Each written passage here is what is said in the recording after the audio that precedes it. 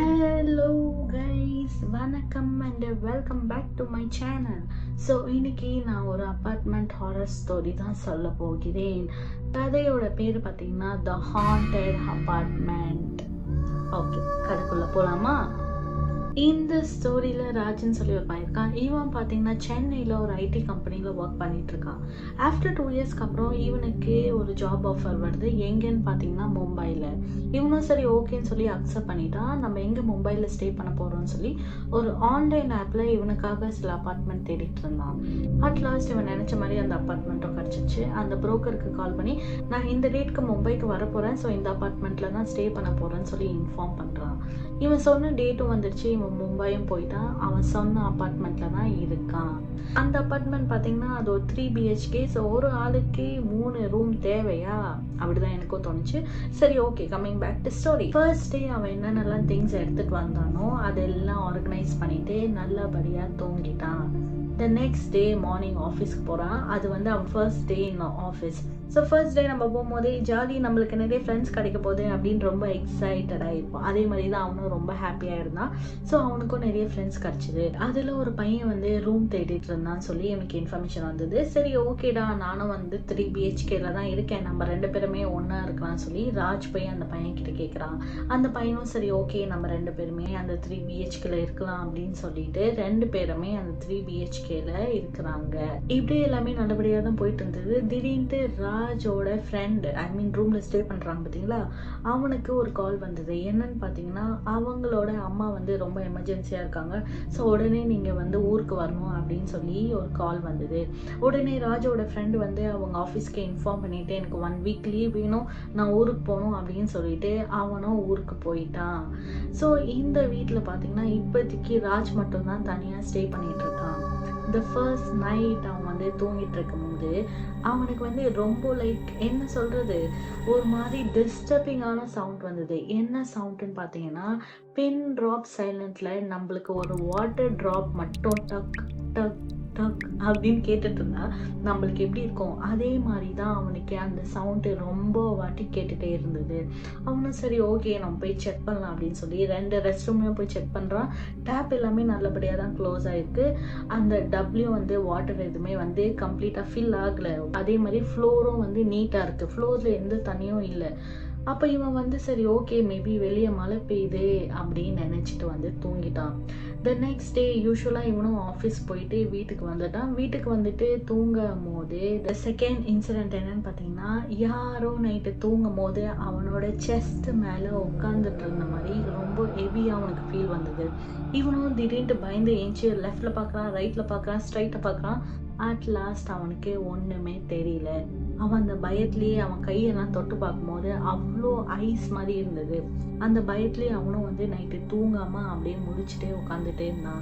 But இனியாவும் அவன் next day office போகிறதுனால சரி ஓகேன்னு சொல்லி ஃப்ரெஷ்அப் ஆகிட்டு ஆஃபீஸ்க்கு கிளம்பி கீழே போகும்போது அவன் அன்னைக்கு வாட்ச்மேனை பார்த்துருக்கான்.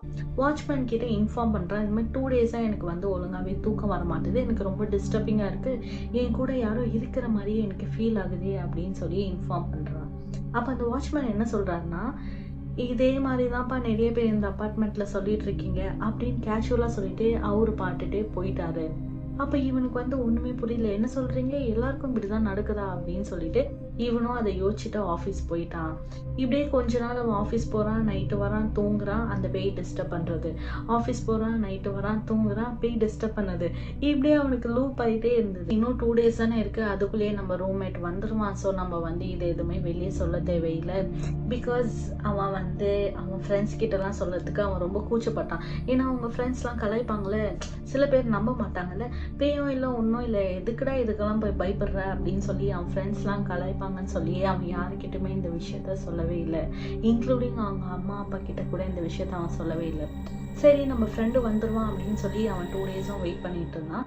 திடீர்னு அவன் ஃப்ரெண்டு கால் பண்ணுறான். என்னன்னு பார்த்தீங்கன்னா, அம்மாவுக்கு வந்து இன்னும் உடம்பு சரியாகலை, ஸோ இன்னொரு எக்ஸ்ட்ராவாக 1 வீக் நான் வந்து ஆஃபீஸில் இன்ஃபார்ம் பண்ணிட்டேன், சரி அதுதான் உனக்கும் நான் சொல்லணும்னு சொல்லி கால் பண்ணுறேன்டா அப்படின்னு சொல்லி காலை கட் பண்ணிட்டாங்க. உடனே ராஜ்க்கு வந்து என்ன சொல்கிறதுனே தெரியாத அளவுக்கு பயம். சரி ஓகே, நம்ம மேபி தனியாக இருந்ததுனால தான் நம்மளுக்கு இப்படிலாம் தோணுது போல், நம்ம டின்னருக்கு நம்ம ஃப்ரெண்ட்ஸ் எல்லாம் இன்வைட் பண்ணலாம், ஸோ அவங்க கூட ஒரு 2 days ஸ்டே பண்ணிக்கலாம் நம்ம ரூம்ல அப்படின்னு சொல்லிட்டு அவன் ஃப்ரெண்ட்ஸ் எல்லாம், அவன் ஆஃபீஸ் ஃப்ரெண்ட்ஸ் எல்லாம் அவன் வந்து டின்னருக்கு இன்வைட் பண்றான். ஸோ டின்னருக்கு வந்து அவங்க ஃப்ரெண்ட்ஸ்லாம் வந்து வந்திருக்காங்க. அப்போ எல்லாமே நல்லபடியாக தான் சாப்பிட்டுட்டு இருக்காங்க. ஒரு ராஜ் தான் வந்து கிச்சனில் குக் பண்ணி இவங்களுக்குலாம் கொடுத்துட்டு இருக்கும் போது திடீர்னு அவன் ஃப்ரெண்ட் ஒருத்தன் வந்து கேட்குறான், நீ வந்து எங்களை மட்டும் தான் கூப்பிட்டுருக்கேன்னு நினச்சேன், ஆனால் பால்கனியில் வந்து ஒரு பொண்ணு நிற்கிறாள், யார்டா அந்த பொண்ணு அப்படின்னு சொல்லி அவன் ஃப்ரெண்டு கேட்கும்போது, பொண்ணா, நீங்க தானே எனக்கு ஃப்ரெண்டு, இதை தவிர எனக்கு பொண்ணு யாருமே எனக்கு இங்க ஃப்ரெண்டு கிடையாது அப்படின்னு சொல்லி ராஜ் சொல்ல, அவன் ஃப்ரெண்டும் அங்க ஒரு பொண்ணு இருக்கா, போய் பாருடா, எதுக்கு என்கிட்ட போய் சொல்ற அப்படின்னு அவன் ஃப்ரெண்டு சொல்ல, இப்படியே இவங்க 2 பேருக்கும் ஒரு கான்வர்சேஷன் போகும்போது அட்லாஸ்ட் ராஜ் போய் அவன் பால்கனியை பார்க்கும் போது ஒண்ணுமே கிடையாது. ஓகேங்களா? ஸோ ராஜும் வந்துட்டான். அப்போ அவன் ஃப்ரெண்டு கிட்ட சொல்றான், ஒண்ணுமே இல்லடா, எதுக்கு நீ இந்த மாதிரிலாம் சொல்ற, ஏற்கனவே நானே இந்த வீட்டில் ரொம்ப பயந்துட்டு இருக்கேன், நீ வேற திடீர்னு ஒரு பொண்ணை பார்த்தேன்னு வேற என்கிட்ட சொல்லிட்டு இருக்கேன் அப்படின்னு சொன்னான். நைட்டு எல்லாம் தூங்கிட்டு இருக்கும் போது ஒரு பொண்ணு மட்டும் நல்லா அழுகுற சவுண்டு அவன் ஃப்ரெண்டு ஒருத்தனுக்கு கேட்டிருக்கு. அவன் ஃப்ரெண்டு வந்து எல்லா ரூமே செக் பண்றான், ஆனா வந்து அங்க யாருமே இல்லை. திடீர்னு அவன் கிச்சனுக்கு திரும்பி பார்க்கும் போது ஒரு பொண்ணு வந்து ரெட் கலர் கவன் போட்டுட்டு அந்த கிச்சனாண்ட நின்று அழுவிட்டு இருந்தது. அப்போ வந்து அவன் அப்படியே கத்துனதுனால அவங்க மித்த இருக்கிற ஃப்ரெண்டு ராஜ் எல்லாமே அந்த கிச்சன் சைடு வந்து பாக்குறாங்க. எதுக்கு நீ இப்படி கத்தணும்னு, இல்லை நான் ஒரு ரெட் கலர் கவுன் போட்ட ஒரு பொண்ணை பார்த்துட்டு இருந்தேன் அப்படின்னு சொல்றான். அப்போதான் ராஜ்க்கு வந்து இந்த விஷயத்தெல்லாம் நம்ம ஃப்ரெண்ட் கிட்ட சொல்லலாம், பிகாஸ் நம்ம இதெல்லாம் பார்த்தோம்ல அப்படின்னு சொல்லலாம்னு சொல்லிட்டு இருந்தான். சொல்லிட்டு இருக்கும் போது எல்லாரு கண்ணுக்குமே சடனா அந்த ரெட் கலர் கவுன் போட்ட பொண்ணை வந்து அப்பியர் ஆனான். ஸோ எல்லாருமே ரொம்ப பயந்ததுனால எல்லா ஃப்ரெண்ட்ஸுமே ஒரே ரூம்ல போய் லாக் பண்ணிட்டாங்க. காலையில வரைக்குமே யாருமே தூங்கவே இல்லை. அது வரைக்குமே அவ்வளோ பயம் அதை பார்த்து. ஸோ எல்லாருமே ஒரே ரூம்ல லாக் பண்ணி தூங்கிட்டு இருந்தாங்க. ஸோ ராஜ் அவன் ஃப்ரெண்டு கிட்ட சொல்றான், இதே மாதிரி தான் எனக்கு நிறைய வாட்டி நடக்கும்டா, ஆனா நான் இது யாருக்கிட்டுமே சொல்ல கிடையாது, இந்த வாட்ச்மேன் கிட்ட தான் சொன்னேன், ஆனா அவரும் வந்து இந்த மாதிரி தான் நிறைய பேர் இந்த அப்பார்ட்மெண்ட்ல சொல்றாங்கப்பா, எனக்கு என்னன்னு தெரியாதுன்னு சொல்லி அன்னைக்கு போயிட்டாங்க அப்படின்னு சொல்லி அவன் ஃப்ரெண்ட்ஸ் கிட்ட சொல்றான். உடனே அவன் ஃப்ரெண்ட்ஸ் என்ன சொல்றான், நீ வந்து இங்க இருக்காதடா, நீ வந்து வேற ரூம்க்கு ஷிஃப்ட் பண்ணு அப்படின்னு சொல்லிட்டு ராஜ் கிட்ட சொல்றாங்க. ராஜும் சரி ஓகே நான் வந்து ரூம்ஸ் ஷிஃப்ட் பண்ணிடுறேன் அப்படின்னு சொல்லிட்டு அவனோட ரூம்மேட் வந்து ஒருத்தன் ஊர்ல இருக்கான் பாத்தீங்களா, அவனுக்கும் இன்ஃபார்ம் பண்ணிட்டு ராஜும் அவனோட ஃப்ரெண்டோட திங்ஸ் எல்லாமே பேக் பண்ணிட்டு வேற அப்பார்ட்மெண்ட்டுக்கு ஷிஃப்ட் பண்ணிட்டு இருக்காங்க.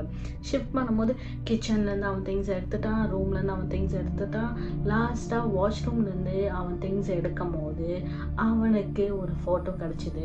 அந்த போட்டோல ஒரு பொண்ணு வந்து ரெட் கலர் கவுன் போட்டுட்டு நின்றுட்டு இருந்தது. ஸோ மேபி அந்த பொண்ணை தான் இவங்க எல்லாம் பார்த்துருப்பாங்க. அட்லாஸ்ட் அந்த போட்டோவை வந்து அந்த பாத்ரூம்ல அவனுக்கு எங்க கிடைச்சதோ அங்கேயே வச்சுட்டு அந்த வீட்டை வந்து ஷிஃப்ட் பண்ணிட்டாங்க. லாஸ்ட் வரைக்கும் ராஜ் வந்து யோசிச்ச ஒரு விஷயம் என்னன்னு பார்த்தீங்கன்னா, எதுக்காக இந்த பொண்ணு வந்து செத்து இருப்பா, அது மட்டும் இல்லாம எதனால இவ்வளோ பேர் வந்து அந்த அப்பார்ட்மெண்ட்ல கம்ப்ளைண்ட் பண்ணிட்டு இருக்காங்க, இந்த மாதிரி எனக்கு இது டிஸ்டர்ப் பண்ணுது, எனக்கு இந்த மாதிரி இருக்கு, எனக்கு ஏதோ பின்னாடி இருக்கிற மாதிரி இருக்கு, இவ்வளோ கம்ப்ளைண்ட்ஸ் எது பண்றாங்க, ஒருவேளை இந்த பேய் மட்டும்தான் இவ்வளோ பேரை டிஸ்டர்ப் பண்ணுதா, இல்ல நிறைய பேய் இந்த அப்பார்ட்மெண்ட்ல இருக்கா அப்படின்னு சொல்லி ராஜ் வந்து ரொம்ப நாளா அந்த விஷயத்த யோசிச்சுட்டு இருந்தான். நிறைய பேர்கிட்டயும் கேட்டான், பட் இருந்தாலும் யாருக்குமே அது தெரியல. இது வந்து அப்படியே ஒரு அன்சால்வ் கேஸ்ன்னு சொல்லுவாங்க பார்த்தீங்களா, அதே மாதிரி ஒரு அன்சால்வ் ஹாரர் ஸ்டோரியாவே இருக்கும். அப்புறம் கொஞ்ச நாள் அவனும் இதை மறந்துட்டான். இப்போ வந்து ராஜ் வேற ரூம் ஷிஃப்ட் பண்ணிட்டாங்க. ஷிஃப்ட் பண்ண நெக்ஸ்ட் டேவே அவனோட ரூம்மேட்டோட ஃப்ரெண்ட் ஒருத்தவங்க வந்து அவங்க அம்மா எமர்ஜென்சி போயிருந்தாங்க பார்த்தீங்களா, அவங்க அம்மா அந்த நெக்ஸ்ட் டேவே குணமாயிட்டாங்க. அவனும் ஊருக்கு வந்துட்டான். இப்போ பார்த்தீங்கன்னா ராஜ் வந்து வேற அப்பார்ட்மெண்ட்ல நல்லபடியாக தான் இருக்கான். அவனுக்கு வேற இந்த மாதிரி ஹாரர் இன்சிடென்ட் எதுவுமே நடக்க கிடையாது. அவ்வளோதான் இனியோட story. So see you until the next story. Bye bye.